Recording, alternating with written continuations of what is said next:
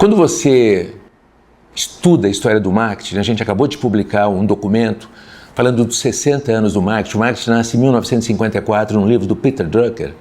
Quando você analisa esses 60 anos, você divide em décadas, até a terceira ou quarta década, faltavam tantos produtos, né? Praticamente nas categorias de produto tinha no máximo 1 ou 2 concorrentes, que as empresas nem tinham preocupação de eventualmente contar histórias e muito menos de mentir, não precisava mentir, né? Tudo que elas produziam, elas vendiam, mas em um determinado momento a concorrência aumentou para burro, né?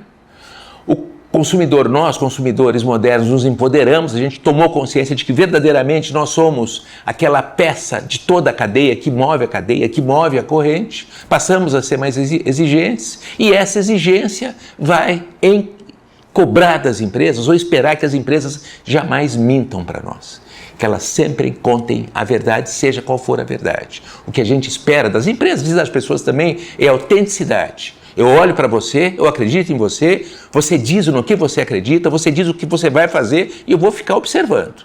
E eu quero que você faça e seja aquilo que você disse que é e que ia fazer. Se você não fizer, eu vou me sentir inseguro e eu não quero estar próximo de você.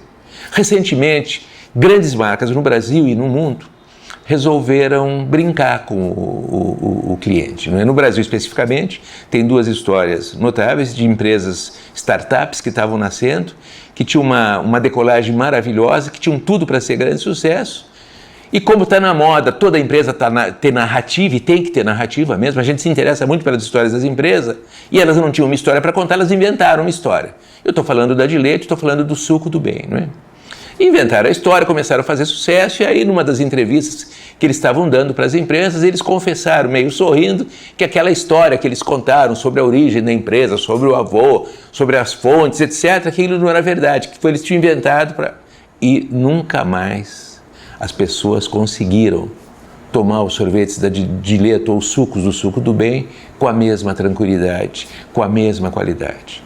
Isso aconteceu também nos Estados Unidos com uma marca emblemática chamada Hollister, que é uma marca de sucesso, uma empresa com faturamento de mais de 5 bilhões, de pessoas que resolveram inventar uma história para construir a marca Hollister. E começam com uma história que tem mais de 100 anos, de navegadores, do diabo.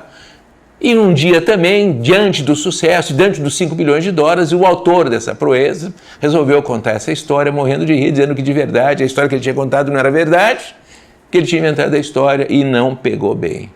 As pessoas se sentiram profundamente incomodadas. Por outro lado, vocês pegam uma marca no Brasil como a Richards, né?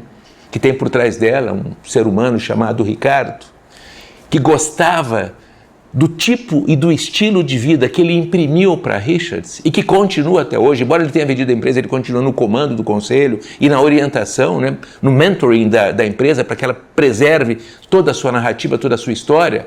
Na Richards nós temos um exemplo fantástico de correspondência absoluta entre o discurso e a prática, entre a história e aquilo que até hoje é apresentado para os seus clientes, né? Não invente histórias, não é? Como alguém já disse, todos nós sempre temos uma boa história para contar, não é? É só você parar com tranquilidade, começar a lembrar da tua origem, da onde você veio, as coisas que aconteceram, se você fez uma empresa, o que levou você a fazer uma empresa, quais foram os tropeços que você teve até chegar onde você chegou. Conta essa história. Se você contar essa história com verdade, de verdade, as pessoas vão te admirar cada vez mais. Você vai ter uma narrativa de qualidade. E você tem uma chance muito grande de estar construindo com a sua narrativa uma empresa feita para durar.